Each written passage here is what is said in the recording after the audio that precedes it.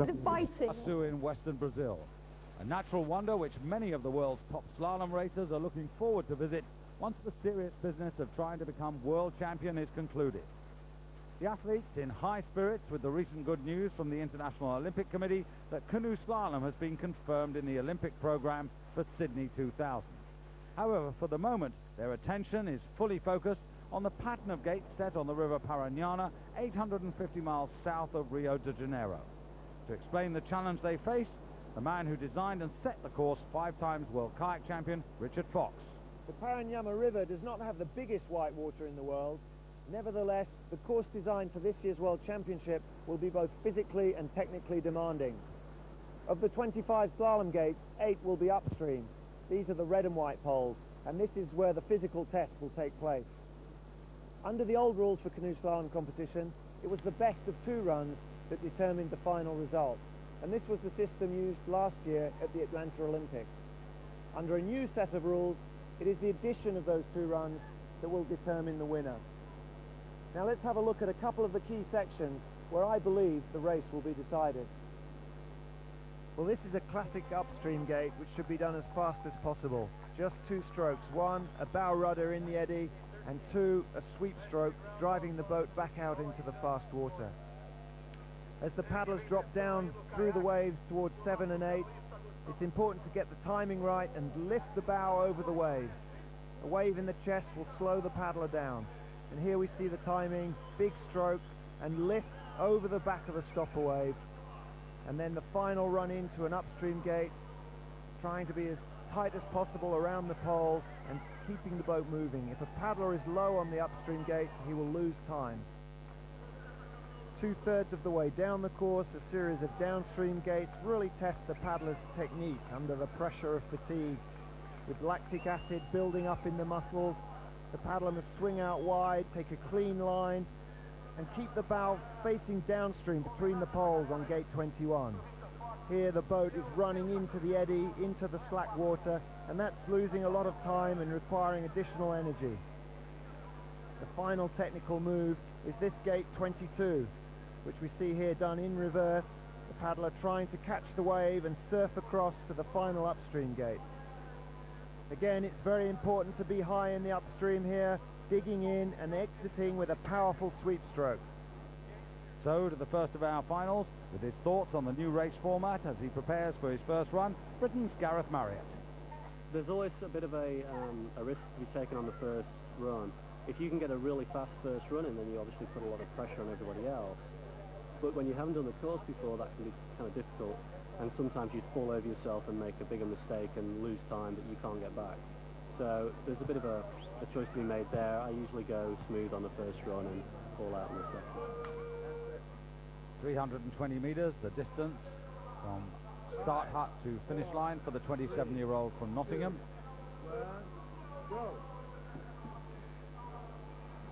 The first smooth long strokes from Marriott off the start. Into the upstream combination, leans the boat, reaches out, and then reaches across in a crossbow stroke. Remember, he's kneeling in this boat, just using the single-bladed paddle, having to stretch, settling into the rhythm nicely, safely through the first few gates. A little bit of hesitation there, drops over on gate 5, but whips it round nicely on the upstream in 6. Now let's see the lift over the waves, down what we call the staircase section. Comfortably through there. Again, the cross bow strokes, very powerful, very effective. Keeping the speed on. And just a little punt off the rock there, that got him out of trouble. Now to the flattest section of the course, gates 11 and 12, and a check on his progress. And faster by 0.36 of a second than Lucas Pollitt, the man who leads. Marriott, who took Olympic silver behind Lucas Pollitt in the 1992 Barcelona Games. Still a good rhythm from Gareth Marriott. Jumps down, good lean, carves the boat round, using the width in the eddy there. And then he goes for a reverse spin on this tricky combination, 16 and 17, again using the back end of the boat, flicking it round. the fatigue will start to tell on the lower section of the course. Going to draw himself across off that pole. A little wave here to use on the approach through to 21. A little bit awkward through there, but he's still on line, he's still clean.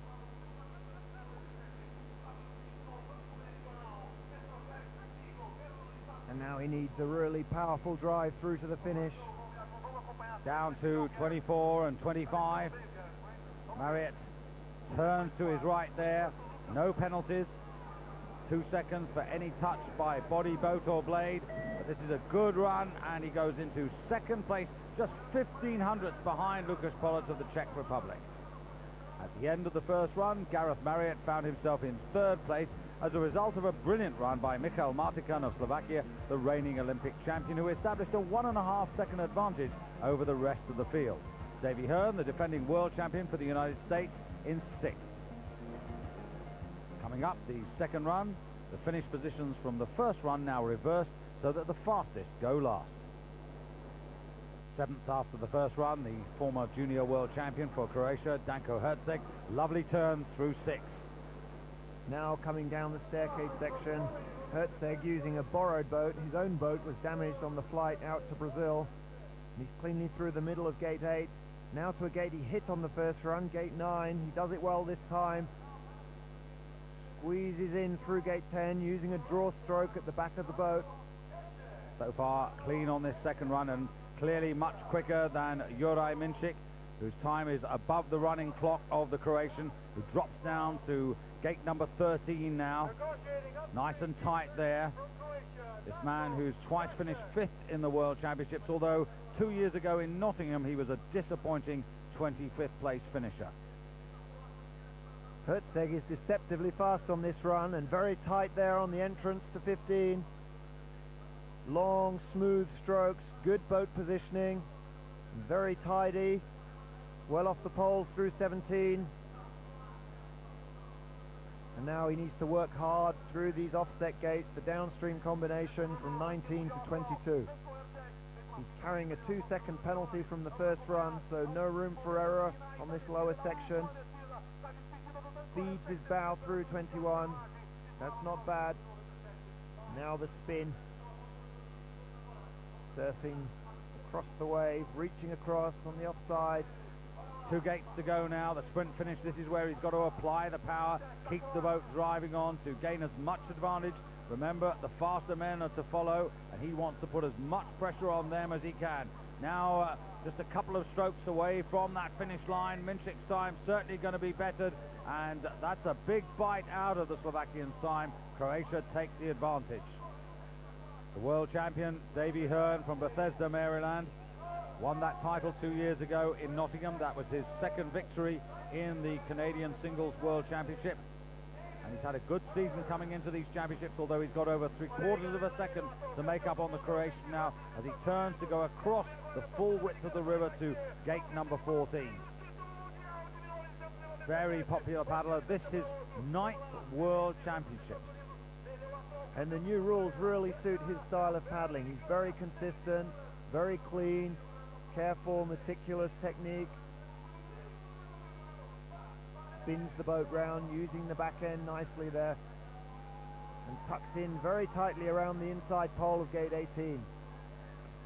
Now this downstream combination, really critical, right towards the end of the race now. So any mistake he makes here, he'll have very little opportunity to atone for. Down to 23, spins nice and tightly there, looking to come across to 23. Pretty good there. Now accelerating as he comes round the pole, but remember, he's got a lot of time to make up if he wants to get back ahead of Danko Herceg for Croatia. Just a little wide there, coming to 25. Hearn's time ticking away underneath Herceg's, and by 1700ths, that's a good catch-up, but not quite enough, and he goes second. The best Frenchman after the first run in 4th place, but he's collected a penalty for a careless touch on gate number 1, so his advantage is down to just a single second now. Estanguet, who's been in cracking form this season, having retained the season-long World Cup title. Drops down to 15. Swings out a little bit here, and then takes a penalty on the approach through 15. The boat right up on edge, no doubt about that for the judges. Very fast through 16.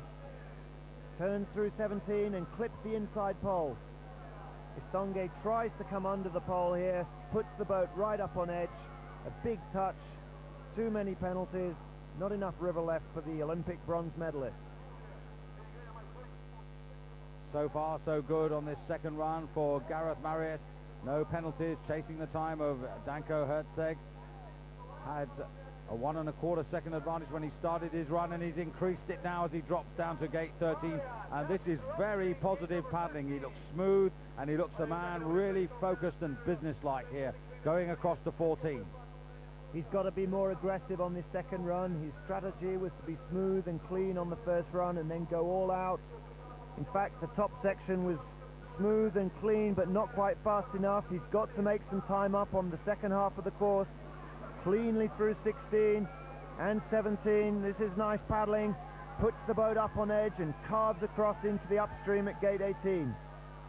Plenty of support for Gareth Marriott here as he comes to this offset combination, 19, 20 and 21. Not easy, might look easy, but it isn't. It's technically demanding, and at this point of the race it's also physically demanding as he comes to the spin. He just squeezed inside 21, nice control through 22, drives in, squeezes on the offside. He's got to drive out of this gate now and get the boat running. Real chance here for Gareth Marriott to pick up a major championship medal. Hasn't done that since Barcelona when he won the silver in the Olympics. And full of confidence from that first run, looking very positive right the way down the River Paraná. And yes, he takes the advantage, leads by 2.5 seconds. Dr. Lukas Pollitt for the Czech Republic started his second run with 0.15 of a second advantage over Gareth Marriott. No penalties, and he's increased the advantage to over 3/4 of a second. Another good run down the top section from Lukas Pollitt. He's not been in very good form this season, a little bit inconsistent. The new rules with the 2 runs added together have not really suited his style. Tends to rely on 1 big run, and now he needs 2. He needs this run if he's going to medal. Flies across the top of the wave, almost goes too far, but great control, brings it round, and now tucks in behind the upstream gate 18. Long, lean and lanky, now down to 19, then moves across to the left of the river, has to set up the exit, very important for the entrance of 21, brings the bow round nicely. This man who took the silver medal at last year's Olympics in Atlanta, but he's yet, like Gareth Marriott, to win a World Championship honour. Comes down now to 24, 25. Remember, he had a good advantage over the British paddler at the halfway point. Now, has he kept it?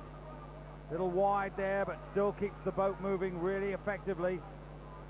Every paddle stroke counting there, and he's got there by 0.37 of a second. Marriott down to silver, Hertzeg into bronze.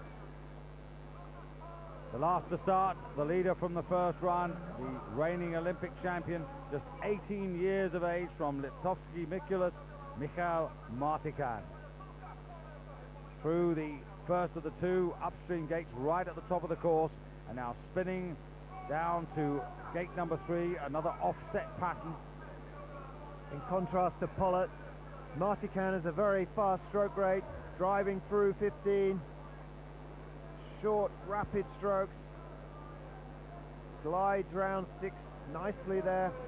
You can see the rhythm and the drive. Just caught slightly through the stopper there, jumping over, reaches across, fighting to stay high in the upstream at gate 9. So far so good, and this young man in every sense of the word is a winner. Junior world champion in '94, followed it up with a bronze medal in the senior world championships at Nottingham 2 years ago, and he's increased his advantage as he comes down to the halfway point. Looking totally in command, Richard. Stepping the stroke rate back up now. Swings out from 14. Just breathes a little bit as he drops down very tight into 15. This is a critical move for Martican. He tried something daring on the first run. Brings it, reverses back across, just back inside 17. Very impressive for a left-handed paddler to attempt that move. Nice and tight to 18, and the crowd really appreciating the skill of this young Slovakian. Shades of the great John Lugbill of America, 5 times Canadian singles champion.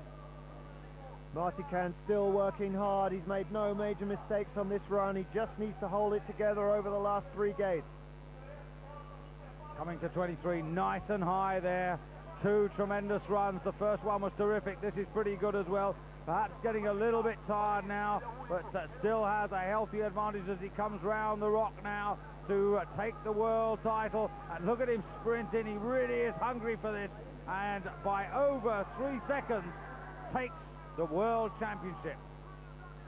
The second run even faster than the first, and a commanding victory for Michael Martican. Little to choose between Lucas Pollitt and Gareth Marriott. The first 3 clear of the rest. Gareth Marriott giving Britain its first medal. Both Michael and Lucas haven't really had that good a World Cup season, but you always know they're going to come strong for a World Championship, and it's as much about your ability to race the World Championships as anything else. I've not actually had an individual medal at a World Championships previously, so, you know, I'm pretty pleased on that part. On the same day, British hopes were high for the defending women's world kayak champion Lynn Simpson and her teammate Rachel Crosby, who finished 4th in the Worlds 2 years ago. This the story of their first runs, as told by Lynn and Rachel. I was pleased on the start line, felt relaxed, I felt good. I had a good first 8 gates, everything was going to plan. I put too much of a hard stroke in on the left side just after the fall. My bows turned upstream and I hit a fold, and really, you know, there was no way of return. My bows went upstream, I couldn't get them back to gate 9 and the time loss was there. So unfortunately, you know, basically my World Championships were over at that point. There was too much of a time loss with 2 runs added together. I went off the start really fast. First few gates went really well. I got a small touch on gate 3, but you know, I knew that with my strength and my speed that didn't matter. Carried on through down the fall up to gate 6, 7, 8, 9, really going well. Lost a bit of time coming out of gate 9, and then got a little bit of offline going into 10. That lost me a lot of time, and that was it. Women's World Kayak title going to France with this second run from Brigitte Guibal. Guibal the fastest down the course on the first run, but with 4 seconds of penalties, she dropped down to 3rd.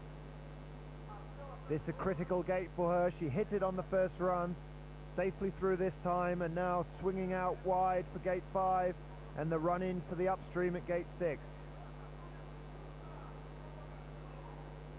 A nice smooth line, holds onto the bow rudder, now gets the boat back into the fast water. Guibal, a very light paddler, well suited to this course. She's got good technique and good speed. A little bit of hesitation there. Reverse strokes there, just checking the boat, spinning it round, keeping her on line. The 26-year-old physical education teacher from Toulouse going well as she approaches the halfway point of the race with a good advantage, almost 1.5 seconds. Nice and tight to gate 13. Looking more confident on this run. She's got to stay clean. Good lines and nice control on the entrance to gate 15. Very close to the pole, very high in the gate. Now backing across a reverse ferry glide between 16 and 17. Trains in Toulouse with Addison Fogg, the Olympic champions in C2 Canadian doubles. Little bit of hesitation in gate 19. Slows up for 20, making sure of this line. Good exit through 21. Now she's going to turn on the speed as she comes down to the spin at 22. She must catch the wave and be high in the upstream. There's the bow rod again, pulling and sweeping, wriggling out of the gate. And Guibal heading down towards the finish line in search of that World Championship title, last won for France by Myriam Jerusami in 1993. Gibal yet to take any sort of major championship medal, but this time ultimately good enough for gold.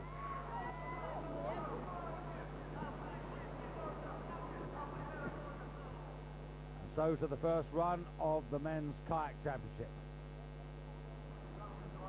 Big Thomas Becker for Germany, 7th fastest in qualification, powering out of the start gate down towards the double upstream combination at the top of the course. Becker, bronze medalist in Atlanta 12 months ago, now turning for this offset combination of 3 to 4. Becker's got a very busy style, a lot of action, big long arms, powerful stroke. The biggest man on the course at 1m92, almost 90 kilos. Very fast through the first 6 gates, getting good lift through the staircase section, keeping the boat dry.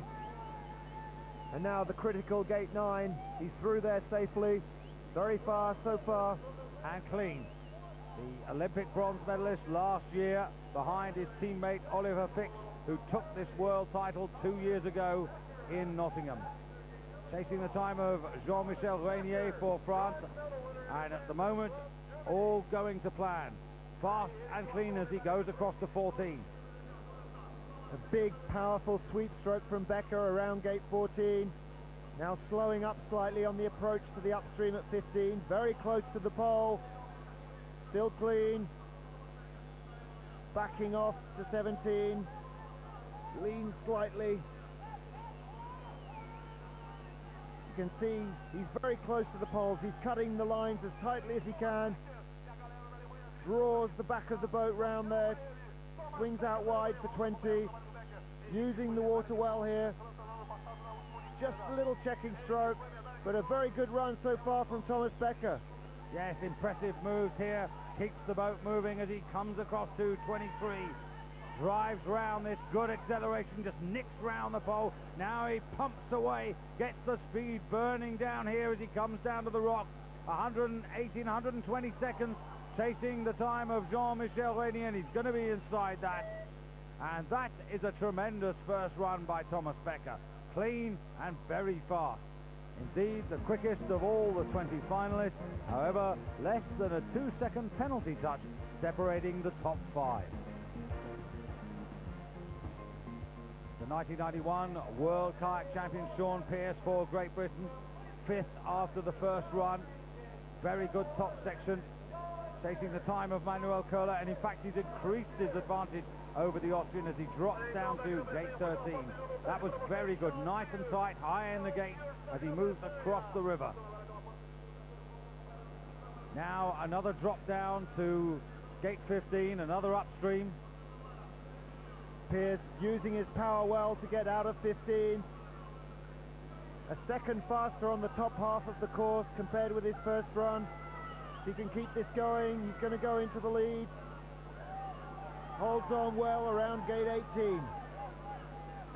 Real racer comes through 19. The offset pattern here now, 20 and 21. Stuck through there. Brings the bow round, now down to 22. Little bit of hesitation there, using the back of the blade on 21. Now the spin. Surfs across well. Holds on in 23 and drives out with a powerful sweep stroke. Well, this is where he's got to wind up the paddle stroke rate as he comes through 24. No problem there. This is something he usually does really well. Makes the final turn now. Sean really sprinting towards the line. And he's going to be inside the time of the Austrian. 2.89 his advantage. But of course, 4 faster men still to start. Including this man, his own teammate, Paul Ratcliffe.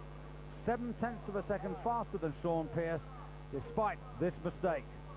Here Ratcliffe comes in very high on the upstream at gate 1 and clips the pole with the top of his blade.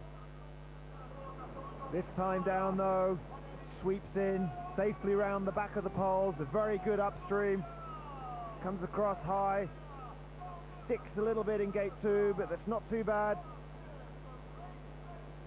And this is a course on which he's done well. Won the World Cup final here 12 months ago, which was in a way a dress rehearsal for these championships. Ratcliffe's got off to a good start, now into his stride. Smoothly around the upstream in 6. He was very fast on the top after that penalty on his first run. Now jumps through the stopper wave, squeezes around 9. He's skidded offline a little bit there, drifted out to the outside of the gate. Paul Ratcliffe, who was 5th on home water in the World Championship 2 years ago at Nottingham, determined to do better than that here in Brazil. Oh, and he's 800ths down, so that mistake at 9 has cost him the advantage he had over Sean Pearce. Now across the river to 14. Chance to regain the lead here as he comes to 15. That was pretty nice, tight to the upstream gate. Lets the boat flow downstream nicely to 16. Very fast back ferry across to 17. Now it's all about keeping the focus, staying on line, keeping the boat moving.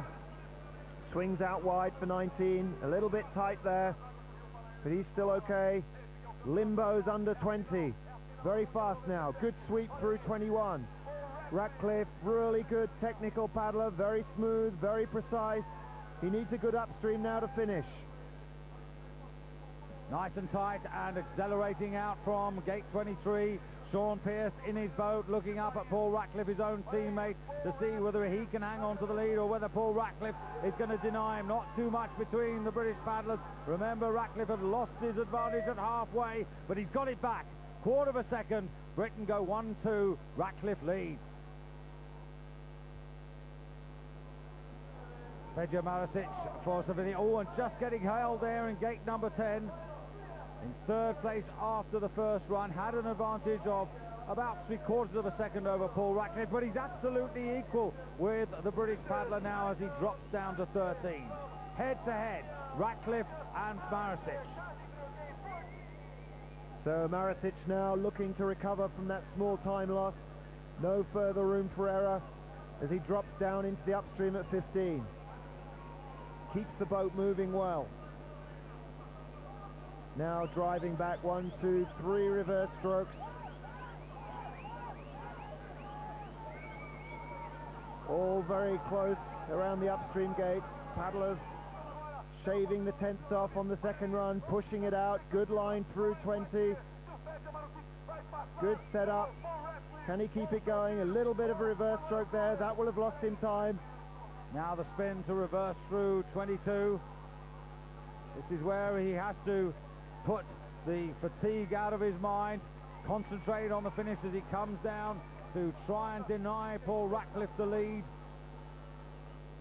Marasic, who finished behind him in the World Championships, a little error there again, and that might well cost him his chance, and comes across the line, and he's down by just 800ths. That one final error as he turns through gate 25, the difference between leading and now being second.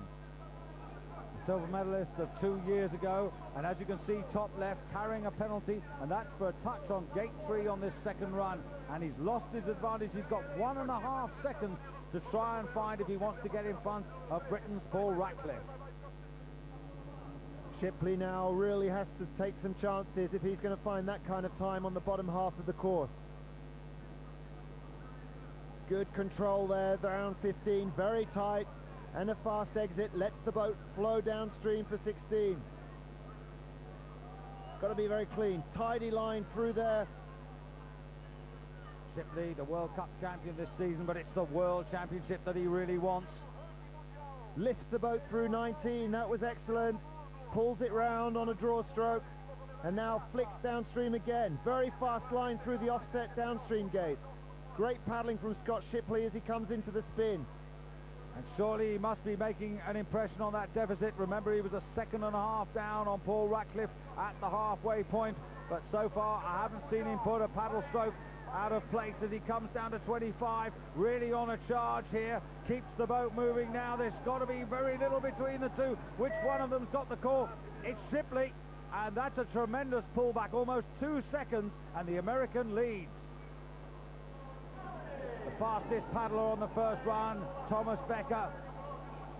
No mistakes to this point. And look at that, he's got almost 3 seconds of advantage as he ducks round gate number 12. Becker now trying to keep that momentum going. building on the advantage if he can. There's another powerful sweep stroke around 14. Splashing the pole a little bit on the entrance to 15. That may be a penalty. We'll have to wait and see. Driving back hard. Getting leaning back very close to the poles on this second run. Cutting everything as tight as he possibly can.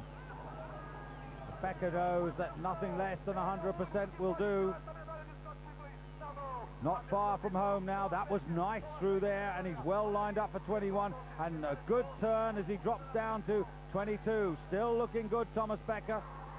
Very frustrated a couple of years ago when he finished 4th in the World Championship. Not the position you want to end up. Accelerates as hard as he can, and he's got a penalty. It's just come through. He's got that touch, and that means there's nothing between him and Scott Shipley of the United States. Accelerating through 25. Who's going to get the World Kayak Championship? It's Thomas Becker. By half a second, Germany keeps the title. And now he knows. 2 excellent runs by Thomas Becker. Another silver medal for Scott Shipley, and a great bronze for Paul Ratcliffe of Great Britain. All 3 men having the speed to overcome their penalties. I was 5th at the last World Championships, and I was hoping to win then, and I was hoping to win this time, but you know, it's all on the day, and it was pretty close. Thomas Becker put in 2 good performances to win, and he added 2 as well, so it was a good race, close race. An hour later, Paul Ratcliffe was leading Ian Raspin and Sean Pearce downriver in quest of the team kayak gold. Over half a second down behind the French at halfway, it was here on the lower part of the course that they started to catch up. Paul Ratcliffe pulling away to allow clear water for Ian Raspin and then Sean Pearce to begin their final charge. Team carrying a 2-second penalty for a touch early on gate 8, and Sean Pearce, the man responsible for bringing them home inside the time of the French and crossing the line at 1:41.35 to regain the title for Great Britain that they last held in 1993. This the 6th time that Britain has won the Team Kayak Championship. And so at the end of the first ever canoe slalom championships in the Southern Hemisphere, France are the top nation with 3 golds, Germany and Slovakia with 2 apiece, and Great Britain with a gold and 3 bronze medals from Gareth Marriott, Paul Ratcliffe and the women's kayak team. And another very good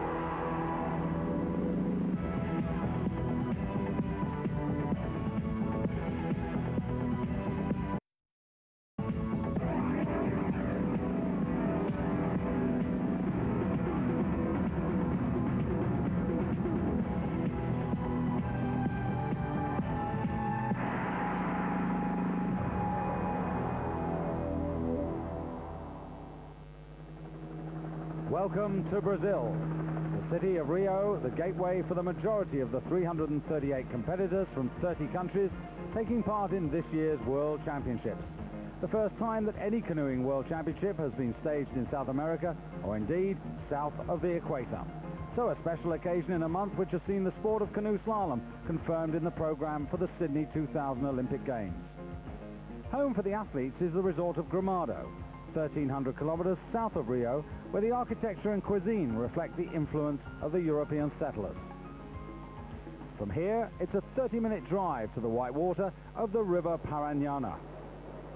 The course itself is 320 meters long from start to finish, with 25 gates to negotiate. These, some of the key sections. Well, gates 1 and 2, right at the beginning, the first 2 of 8 upstream efforts where the racers must work against the current. Then 7, 8, 9, the staircase, the steepest section and the most powerful water requiring precision paddle strokes. 2/3 down the course comes the bridge section from gates 15 to 18. This is the most technically demanding. And then gates 22 to 23, the last test before the sprint finish. So now on to the first run of the Canadian singles. Alongside myself, David Goldstrom, the man who designed the course, 5 times World Kayak Champion Richard Fox. Well, 51 tried to qualify for the final. These are the 15 who've made it. Davy Hearn there, he'll start 5th. He's the world champion, defending the title he won 2 years ago in Nottingham. And then 8th there, Lukáš Pollet for the Czech Republic. He, the man who won the Olympic title at Liceo de Gel in 1992. Starting 12th and 13th, the Estanguet brothers for France. Patrice at number 13. He's the older of the pair, and he's the reigning World Cup champion for the past 2 seasons. And then starting 14th, Michal Martikan for Slovakia, the reigning Olympic champion. Making a positive start in his 9th World Championship, Slovakia's Juraj Onko. Nice and tight to gate number 6 and on his way to a clean run down the staircase.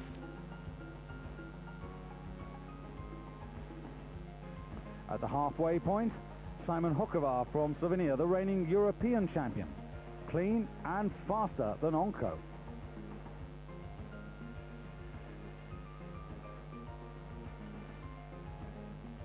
Mistiming his approach into gate number 22, the junior world champion, Jan Mazek from the Czech Republic. This to be his 2nd touch, to make a total of 4 penalty seconds to be added to his time. Getting tired, Poland's Krzysztof Bierit. Crossing too late and unable to avoid the pole on gate 21, his 2nd 2-second penalty. Well, an important rule change for this year's championships. It used to be the best of your 2 runs that counted, but now the times of both runs are added together to decide who will be world champion. Well, this is the man who is world champion, Davy Hearn from the United States, in his 9th World Championship attempt. Hearn now straight into the double upstream combination. Gate 1, smoothly round. A little bit of hesitation there. Now he's going to reach across, glides around that nicely, that's better. And now setting up for the offset downstream combination, gate 3 and gate 4. Now he can pick up a bit of speed. Swinging wide. And crossing over to the 2nd left-hand upstream, gate 6. Whipping around using the thin back end of the boat to turn on. Climbing down the staircase. This is where the river drops away. And he comes into the first real test. This is gate 9, the upstream gate. He's got to keep the speed on the boat and glide round and then deal with a bit of broken water. Does that nicely, keeps the boat gliding. Moving down to the halfway point, and we'll get a check on his progress. On the top there, that's the time of the Slovenian Simon Hokovar, 61.35, and he should be up on that, and he is by almost a second. So now down to 13. This is the 5th of the upstream efforts, and spins off and goes across to gate 14 now. Still gliding nicely. Hearn swings out wide on the approach to 15. Splashes the pole, but the judges here, the Brazilian judges, very sharp. Surfs across the wave nicely, and a good spin. He's got to keep his bow up, but still get it between the poles, using the back of the stopper wave. And again, very tight into the upstream gate. Well, he's in good form this season. 2nd in the World Cup rankings. That's the season-long competition, but these are the days when all of the men like Davy Hearn hope to excel.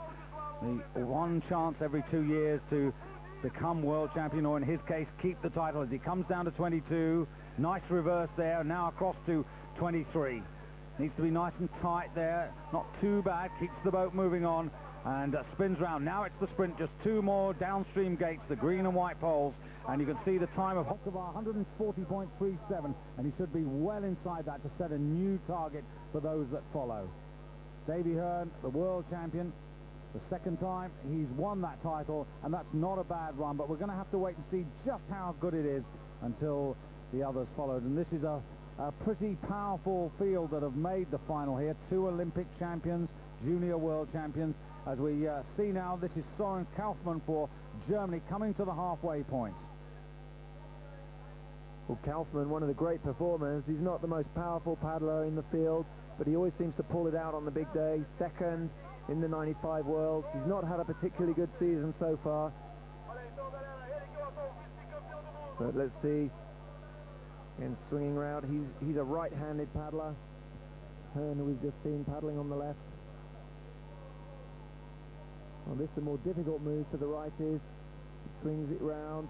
Now he's got a back across, drawing in the back of the boat. It's very tight. just squeezes inside 17.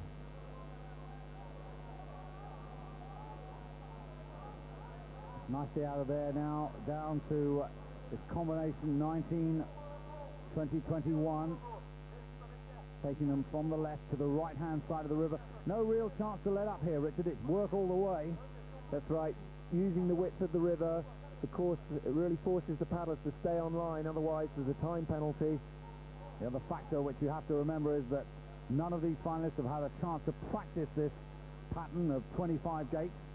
They went through the qualification stage, but this is a different arrangement of gates.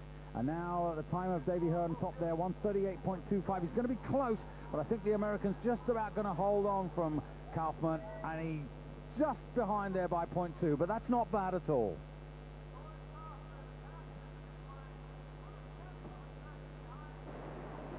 Now we pick up Danko Herzeg as he crosses from 5 to 6.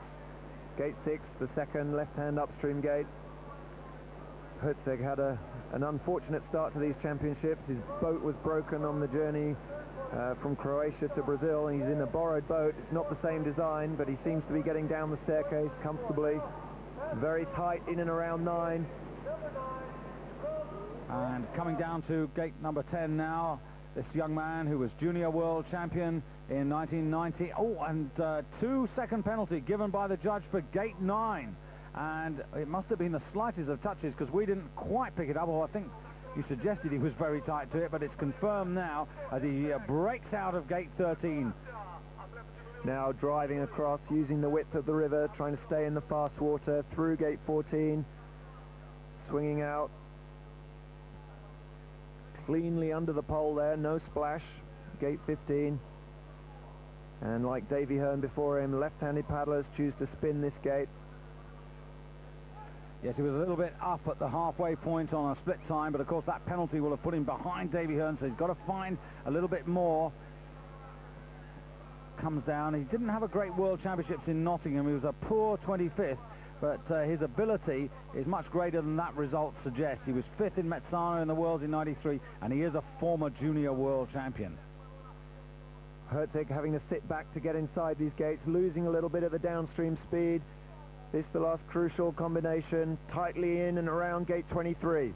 And now it's the sprint right the way through, 24 and 25, and then just this little rock to negotiate here. Drops down just a little bit off that there. He lost a fraction again, and they all add up. 138.25. It's quite deceptive, the finish there, and he's just 16 hundredths behind the American, who continues to lead. Davy Hearn it is from Herzeg, and Kaufman of Germany down to 3rd.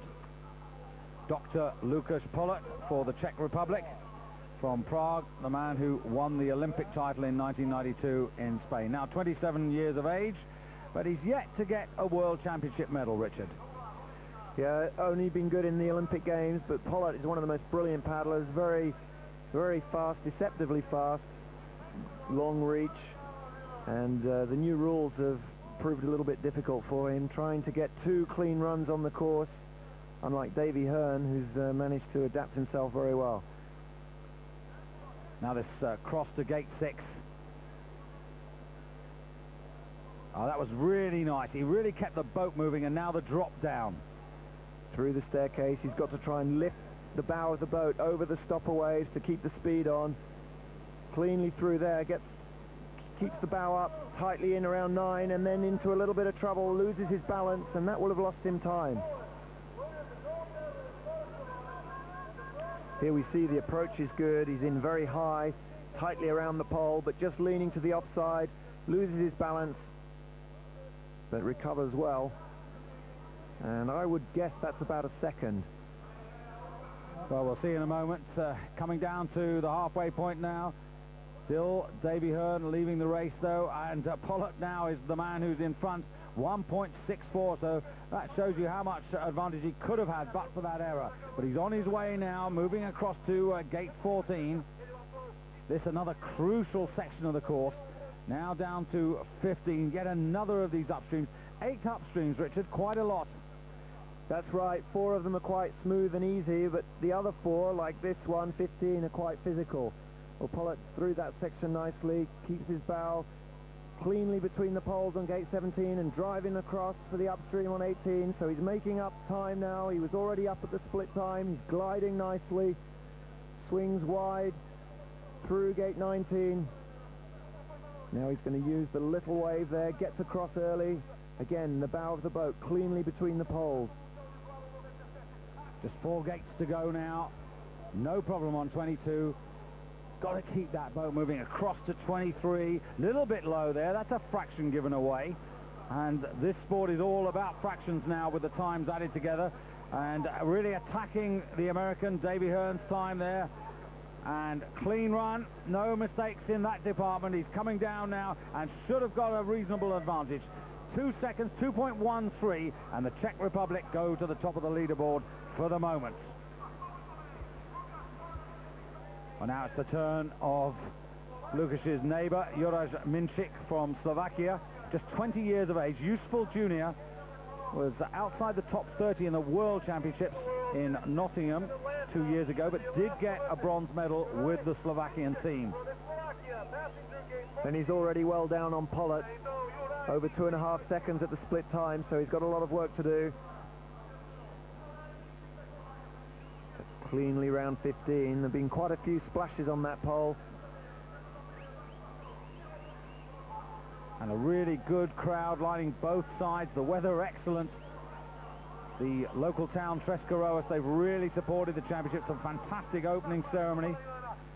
Samba dancers and plenty of Brazilian music to enjoy for the athletes and all of us. But now this is the serious business of competition. Coming through now, 21, and down to this last testing move, Richard. Not gliding quite as smoothly as Pollitt. Very tight though, out of 22, driving round. He's got a stretch there on his offside. Out of 23, his boat's rocking slightly, perhaps a sign of the fatigue towards the bottom of the course, and a correction there. This move a little more difficult for the left-handed paddlers. They've got to keep the speed on the boat across the eddy. And to the line now, and he's not made up all the gap. In fact, he's lost a little bit more, 3.24 off. And so Pollitt for the Czech Republic continues to lead.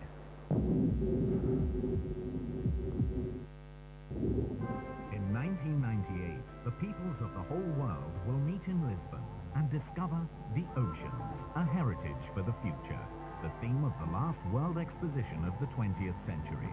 In 1998, in Lisbon, Portugal, Expo 98, dive into the future.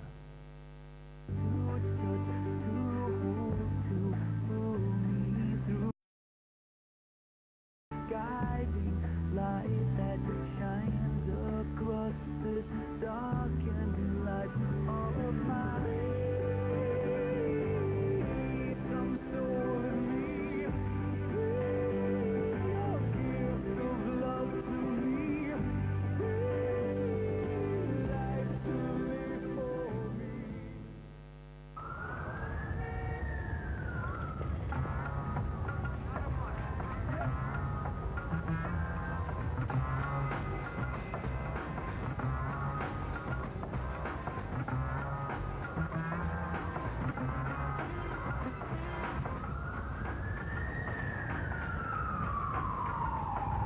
Incredible surround sound by Philips. Tested on humans. Philips.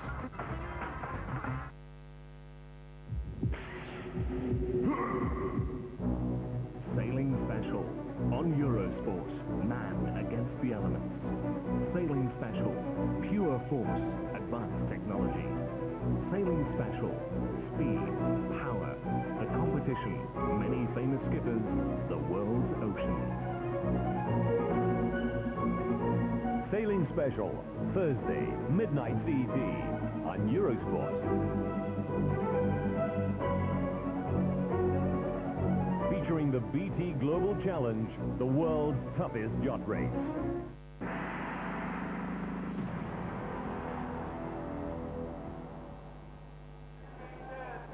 So far, so good for the Frenchman Hervé Delamare. Pollitt's time on the top there. Half a second to find on the lower part of the course now. 29 years of age, fifth in the Olympics a year ago. But he got a silver medal in the Worlds in 1993 in Mezzano on the river Noce. Now, where's he going to find this half second, Richard? Well, he's got to pick it up gradually over the bottom half of the course, a little bit here and there. He just squeezes out of that upstream gate. Maybe that will have helped. Struggling a little bit there, fighting the slack water there with the crossbow draw. And Delamar's best race this season was a win in the World Cup in Bjorbo, Sweden. He was the 6th fastest qualifier for this final, and there were 2 French in front of him, the Patrice Estongue, the bronze medalist from the Olympic Games, and his younger brother Tony. So now through 22 across to 23. Very experienced, this man, 29 years of age, trains these days in Besançon, although he hails from Normandy. The final turn now, and on his way down, and this looks a pretty good run to me. He's really attacking Pollett's time, which is off. Oh! Well, he just leant in on his offside there. The paddle was digging too deep, lost his balance, and that's cost him a couple of seconds and a little bit of pride. Well, I think he's going to be really angry about that. 5.31. What an expensive loss. He really is annoyed with himself. So near. Next to go, the blonde-headed Gareth Marriott for Great Britain, although I hasten to add the blonde hair is out of a bottle. This is a critical test for Gareth Marriott. He hasn't really performed in a major championship since his silver medal in the Barcelona Olympics. But he's one of the most stylish paddlers, very smooth and gliding nicely around gate 2, the second upstream gate. Now on to 4 before he switches for this traverse across to 6. Lost a little bit of balance there, perhaps nerves the start of the course. Boiling water, but very fast around the upstream gate 6, spinning the boat round on the back end. Every one of these men know that a clean run is absolutely essential. Building his confidence now. That was a second good upstream move in a row. Just correct to get through 10. That was neatly acrobatically done there as he comes down to 11. Remember, it's still Lucas Pollett's time, top there, and that's quicker. So Marriott, despite that one little hiccup, is ahead. Yeah, he's recovered well from the 2 little mistakes. Punting off the rock caught him in the slack water. He got back into the stream, now swinging round through 14, getting out wide on the approach to 15. Good edging to the boat there. Carves round, uses the eddy well there, and sets up for the spin. Well, this is where you start to really feel the effort of this course. It may only be 320 meters from start house to finish line, but the lactate in the arms builds up, Richard. Especially on this section now. He's been going for about a minute and a half, just drawing the boat across. He lost his line slightly there. He's having a fight here. And again there, pulling the boat round. So he lost his line. He's got to make up there. He's probably lost about a second on that section from 19 to 21. So nip and tuck between Gareth Marriott and Lucas Pollett at the moment. And through 23 now, the homeward drive now through 24 and then 25. Marriott, this is a pretty good run by him. Good first run. It will really boost his confidence. Round through 25 now. 1:36.12. That's the time that he's trying to beat at the moment to give himself a first run advantage. And 15 hundredths. That's okay. That is okay. Good effort. Tony Estanguet for France, the younger of the 2 brothers. This is first World Championship. You can see he picked up a penalty on gate 2 earlier on, and he's 1.5 seconds down at the moment. Tony lives in the shadow of his older brother a little bit, but he was very impressive at the French Championships in July in his hometown of Pau in the Pyrenees. Nice long strokes. Tightly into gate 15. Now he's got to set up for the spin. He leaves it a bit late, and there's another 2-second penalty. Well, that's 2 mistakes, too many for Tony Estanguet. You can see there his boat's flying across, he's unsighted, and his back slams into the far pole of gate 16. Coming to 5 or through it is older brother Patrice. And at the moment, Patrice clean as he comes down the staircase. 14th in the last World Championships. And this is the man who's won the season-long World Cup title for 2 seasons. 5 races a year. Count your best 3 results, and at the moment this is a good opening section. Still Pollard who leads, Marriott of Great Britain in 2nd place. And .33, that's respectable. Not bad. He's a little cautious though, I think, Patrice, on that top section. He was just waiting, not really letting the boat run as well as he can. I think perhaps nerves playing a part. He's really got to get into a rhythm now on the second half of the course. So the Olympic bronze medalist goes to work now through 15, cross to 16, timing everything here. And that's okay, coming across to 17, nice and tight, but gets set up now for 18. And now he's working hard, nicely through the middle of the gate. He's got to swing round here, get back into the flow, sits back, uses that little wave nicely. But then the bow of the boat getting caught in the slack water. He's struggling there, coming in wide, spins round again, drawing the boat into the last of the upstream gates. Never a moment to relax now. And Estanguet, so far you can see the little 0 there top, so the time is true. As it comes down now to 25, maybe just a little hold there to correct 131. Lost certainly a fraction of time there, and it goes into 3rd place, but only 1/4 of a second off the pace. But you can see what these men demand of themselves. Silly mistake, why did I do it? But Estanguet nonetheless now in 3rd place. Well, here's a young man who's been making all the headlines. The Olympic champion, Michal Martican from Slovakia, only 18 years of age. And he was 3rd at the last World Championships in Great Britain at the age of 16. Well, not particularly tight around gate 1. Fairly cautious start from Martican. He was very impressive in the qualifying. He was the only man who dared to do the move under the bridge, gates 16 and 17 direct. Now picking up the stroke rate as he comes across to the upstream, gate 6. A short man. A lot of the C1 paddlers are a lot taller than Martican, but Martican very powerful.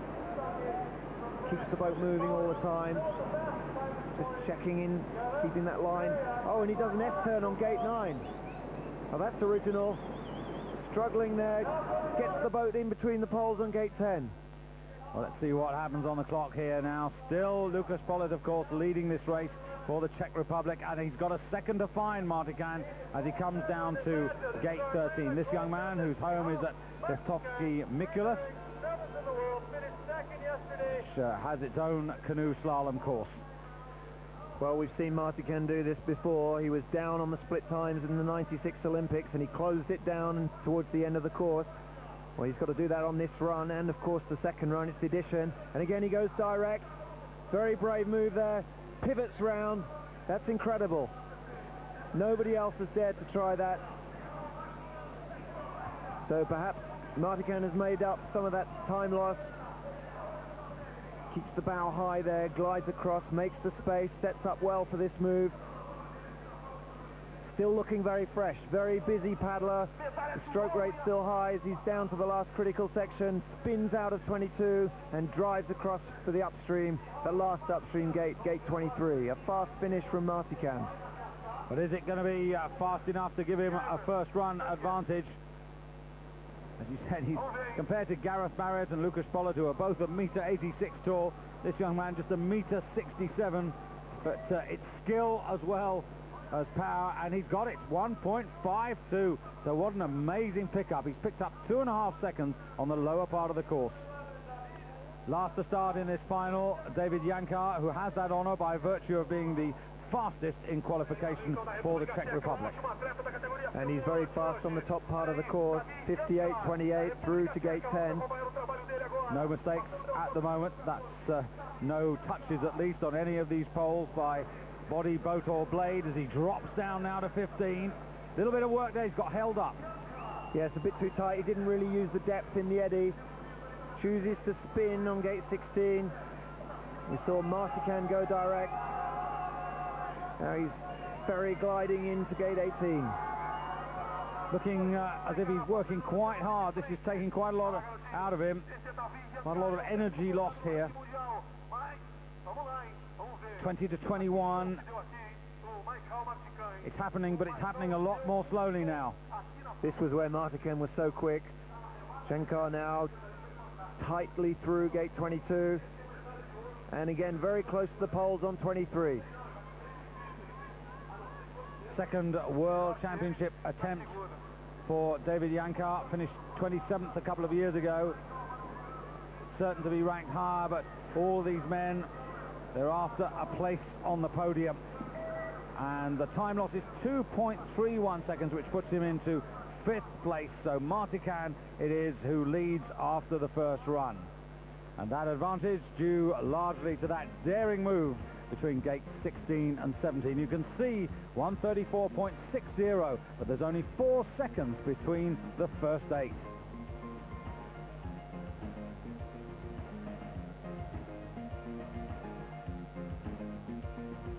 These men have much more to do and will need mistakes from those above to help them move up the order. The second run coming up over the same course, the 15 going in reverse order, which means that Michael Martican will be the last man to start. And they all have just under an hour to get ready for that second run.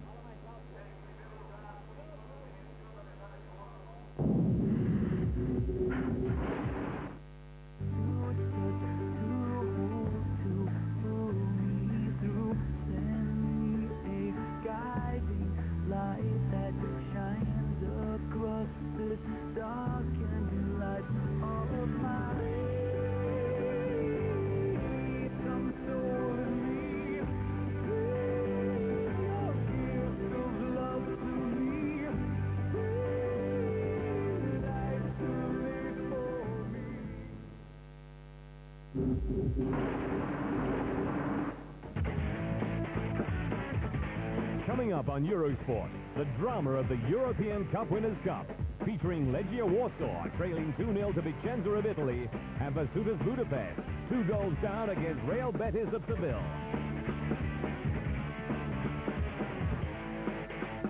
The European Cup Winners' Cup, first round, second leg, live on Eurosport.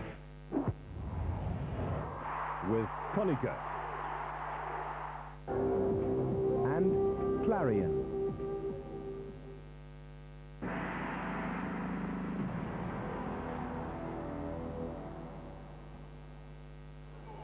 The finalists warming up just above the start here, and before we go there, a reminder of the order in which they will start. Remember, it's the times of the first and second run added together that will determine who will be champion of the world for 1997. Well, the athletes haven't had much chance to rest between the 2 runs. A quick look at the video, a check on all of the splits, and some mental imagery going through the course from start to finish, and then back to the top for a short warm-up before the start. In 10th place after the first run, Simon Hochevard, you can see there, he's got 6 seconds to make up, but remember, all the fast men will follow him. 23 years of age, from Ljubljana, the European champion last season.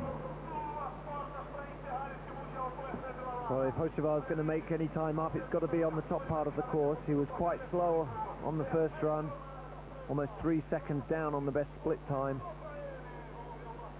He's away well, smooth lines through the downstream combination, gates 3 and 4. Now setting up here.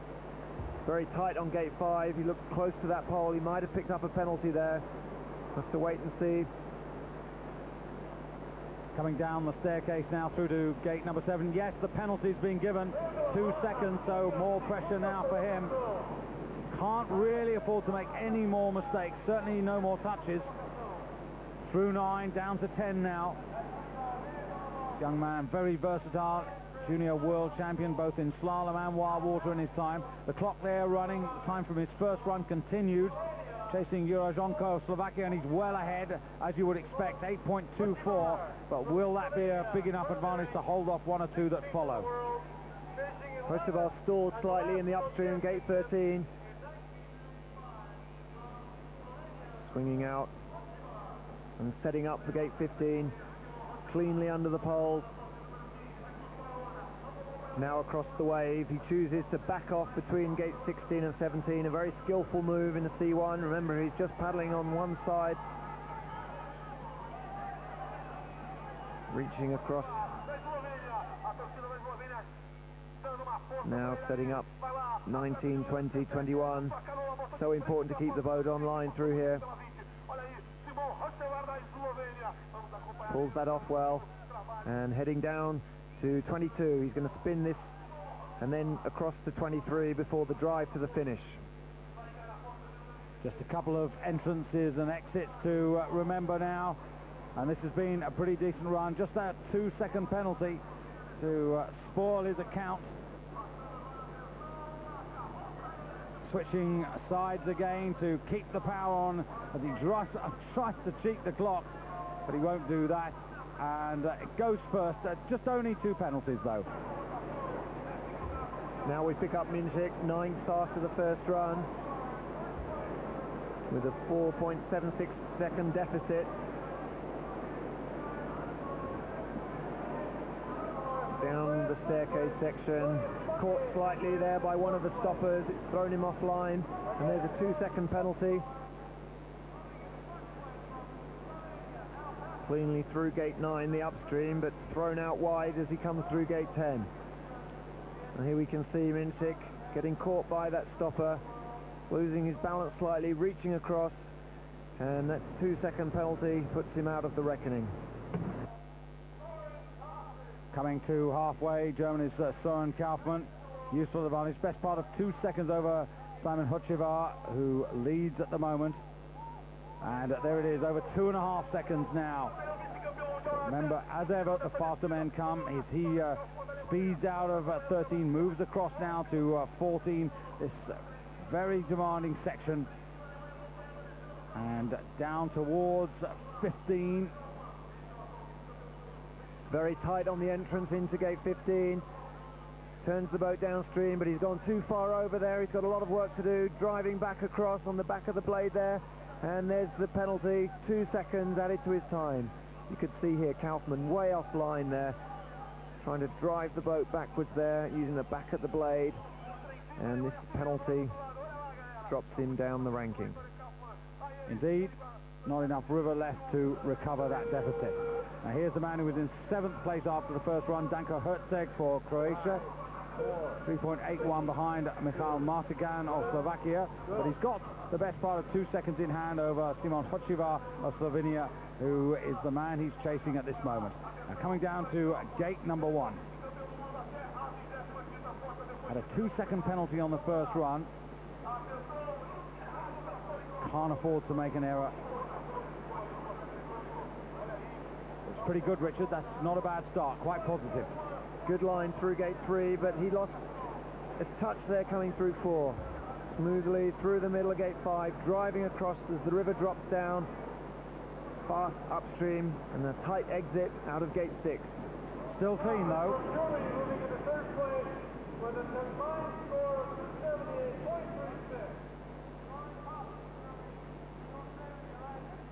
That was well enough done. Down to 10, and he's still up on the Slovenian who is chasing at the moment, and he should have a healthy advantage at this point anyway. Through 11, switches across to 12, and sets up for 13, and he is up on the clock. It didn't stop, but I can tell you he's got plenty of time in hand over Hocevar, but that's not really his concern. He needs to put pressure on those who follow. Herceg is striding his way down here. Not a very high stroke rate. Very tight on the entrance into gate 15. Just got away with that. But a good spin. He's got to get across, get his bow between the poles, flicks it round nicely. That's a good line. Drives across on the back of the stopper. Again, very tight into the upstream gate. Down to 19. He's on a downstream run of gates now. Takes him left, now forces him right, back across the river, and now he's got to switch yet again down onto the left-hand side. This is a good run from Herceg. He's keeping the boat flowing, He's taking the right lines. He's very tight into this, the last upstream gate. But so far, still clean. The 23-year-old from Zagreb, Danko Herzog. This is a good run, and this could move him up a place or two. Comes through now. And the Slovenian's time on the top there of the running clock, and he's going to be inside that by 3.25. Croatia lead. Davy Hearn, well, this is the run to try and defend his championship, so he's got to find time. 3.65. It only gives him some 1600ths in hand over Herzog. And you can see there plus 0.82, so he's lost time on the top. Bit more urgency about Hearn's style. Higher stroke rate than Herzog. Hearn's had a very successful season. Been on the podium in the World Cup on more than one occasion, second overall. But the fact is, Richard, he's lost a second on the top to the Croatian, and that's what he's trying to pull down, and that's a tall order on the lower part of this course to find a second. But Hearn keeps the boat moving nicely on the exit from gate 18. A nice line across the 20, very tight through there. He's got to get the bow downstream, flicks it round, sinking the back end of the boat. And the two-time world champion really fighting hard here to get back in front, working through 23, and you can see the drive on the boat there as he comes down. There's real urgency in his paddling now, moving down towards 24. Lots of support from the backside here. Good American contingent at the Worlds, and it's going to be pretty tight and close between him and Herzog. And Davy Hearn drives through. Easy there, not quite. 1700ths of a second, and he's down in the silver medal position for the moment.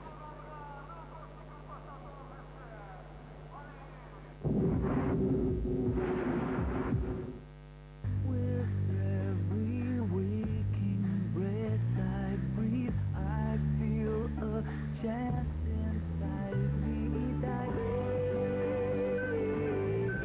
some soul in me,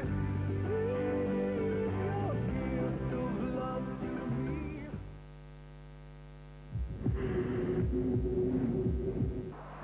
It's a tournament that draws big players, big crowds, and big money. $1 million in prize money. It's Basel in Switzerland, and it's indoors.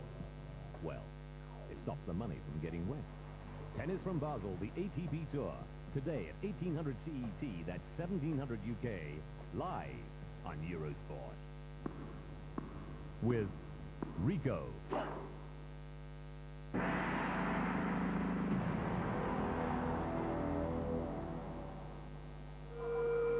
In fourth place after the first run, Patrice Estanguet, the older of the two Estanguet brothers, with just under 2 seconds advantage over Danko Herzog of Croatia. Well, Estanguet gets off and straight into the right-hand pole of gate 1. He hit that head on. Well, not the best start to the second run at the World Championships, but if you're going to hit a gate, you might as well hit the first one. At least some time to make up the loss. Now Estanguet's got to gather himself, get some composure, try and make up some time on the upstream gates. Smoothly around that one, gate 6. Now down through the staircase, trying to keep the bow of the boat as dry as possible, lifting it over the waves. A bit tight on the approach into 9. He lost a little bit of time there, just in hesitation. And now through to 10, we'll see how much damage that's done to his time. Still looks reasonably in touch here with the Croatian. Comes through 1.08 despite the error, so he's moving well, and he seems to have regained his concentration, but he can't afford another mistake. Crossed to 14 now before dropping down to yet another upstream effort of 15. Coming to that now. Oof, and just catches it on the way in. Well, the upstream gate's causing Estanguet some problems. He lent the boat too far. A very quick spin, flicks it round, and then carelessly catches the inside pole on gate 17.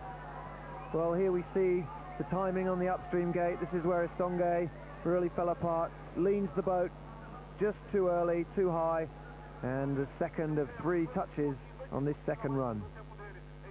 Well, that's too much, certainly. 6 seconds given away, so his chance has gone. But here's Gareth Marriott powering through gate number 5.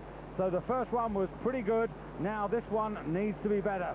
Looking for his first World Championship medal. In 3rd place after the first run. That was a very fast upstream on gate 6 from Marriott. He's looking a lot more aggressive. He needs to be aggressive. Martican had such a fast run. Pollitt had some speed in reserve. If Gareth Marriott wants to get on the podium, he's really got to drive across this flat section. And put pressure on the two to follow, the 2 Olympic champions. But that will have given him a lot of confidence, that first run. And he looks as if he's a man with a mission, and he knows what he wants to do. Not quite, but almost 2 seconds up on Herzeg at this point. He can hold on to this run. He will go into the lead. Just under half the course left to complete.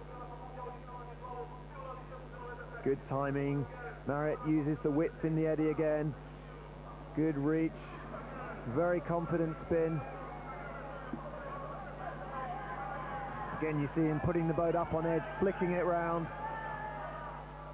I don't know if enjoying is the right word, but he really looks as if he's back to his best here. Really business-like in what he's doing.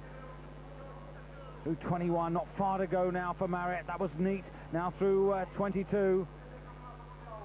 Anticipated well there, and across to 23. Last upstream. Just a little bit of work there. That was a fraction, but it's all about fractions now. Coming down to 24, 273.90. That's the time he has to beat to take the lead now. Through 25, looking good now. Comes through. It's Herzeg's time that he's trying to remove, and he does it. Yes, he says. 2.5 seconds the advantage. So he's on the podium, but what position he'll occupy at the end of the race, we'll have to wait and see as Pollitt powers out on his second run. The man in 2nd place, and there was only 1/10 of a second between him and Marriott after the first run. Well, let's see if Pollitt can put 2 good runs together. Usually it's 1 out of the 2. Capable of some brilliant paddling, but the new rules, the addition of the 2 runs, haven't really favoured his style. This could be the test. He's yet to win an individual World Championship medal, despite 2 medals, a gold and a silver at the Olympics.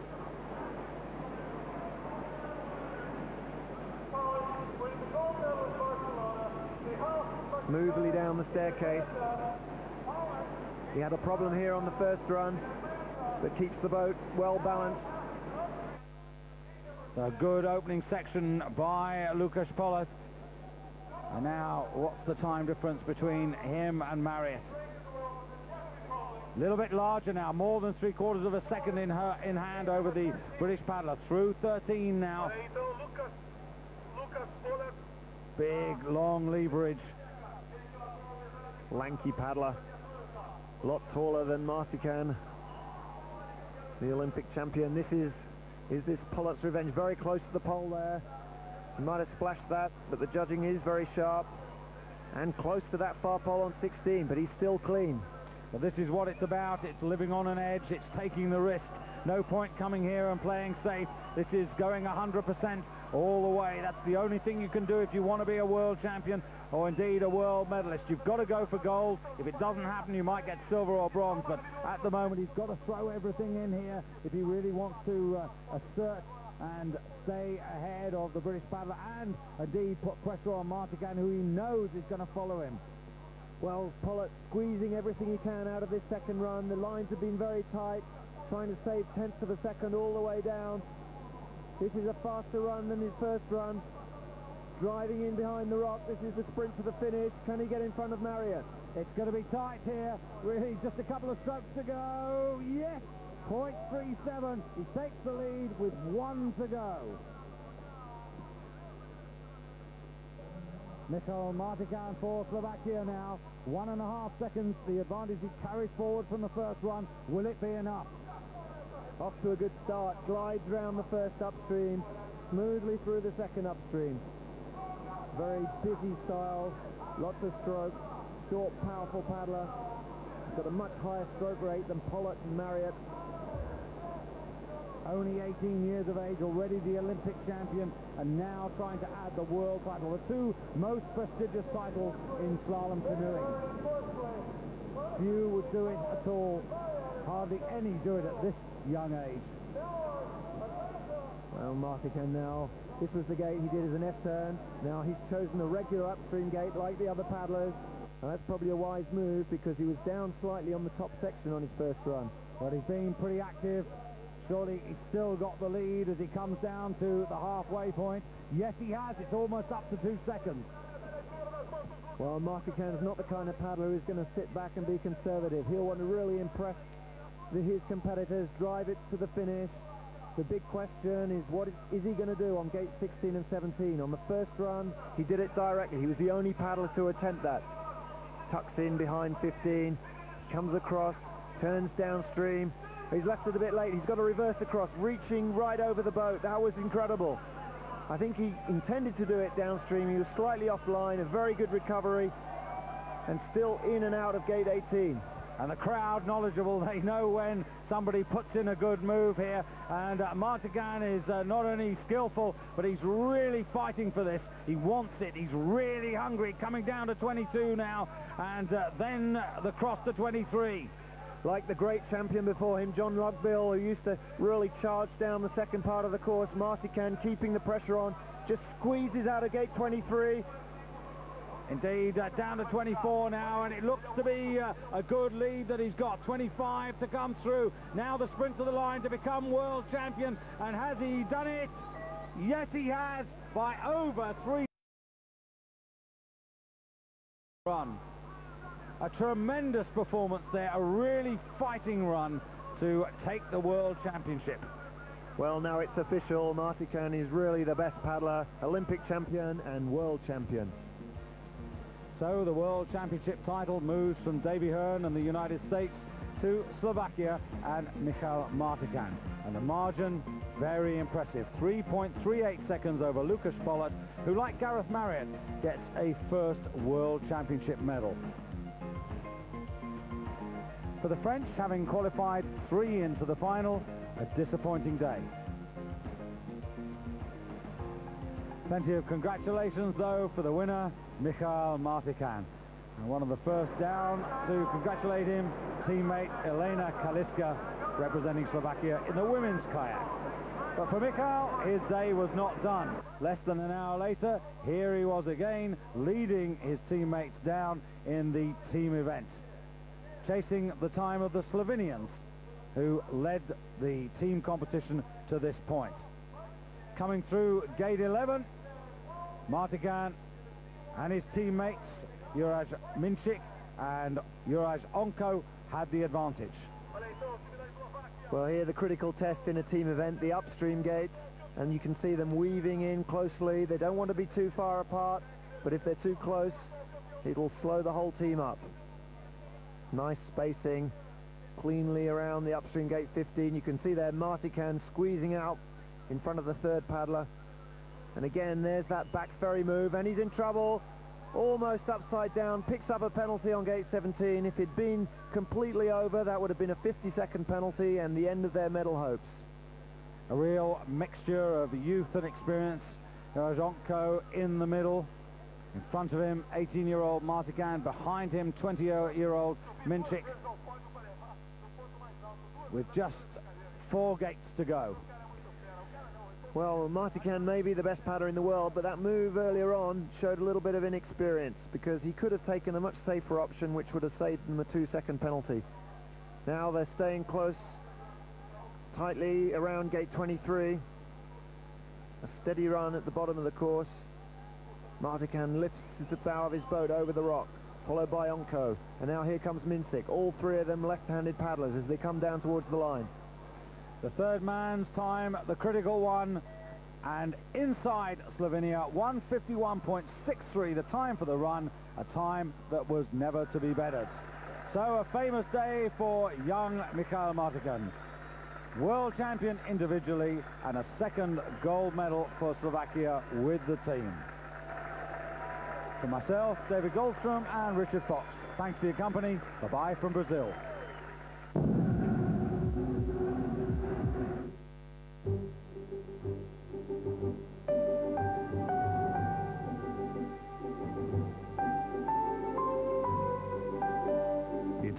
to think of your television in a whole new way. Let it book the vacations of your future.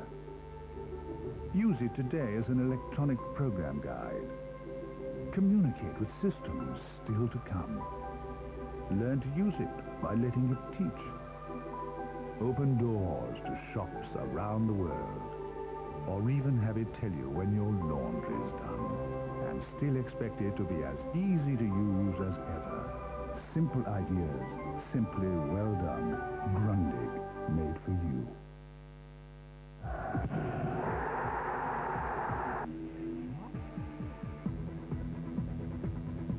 Which circuit is hosting the German Formula One Grand Prix? Play and win one day's introduction to Formula One. Runners-up will receive a Eurosport t-shirt. Call now.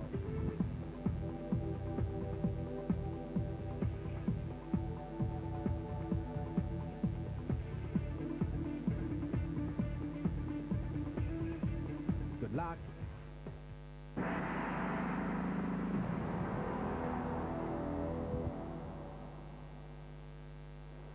Well, the racers have had just under an hour to check out the video, sort themselves out, look at the gate pattern to try and improve their first run efforts.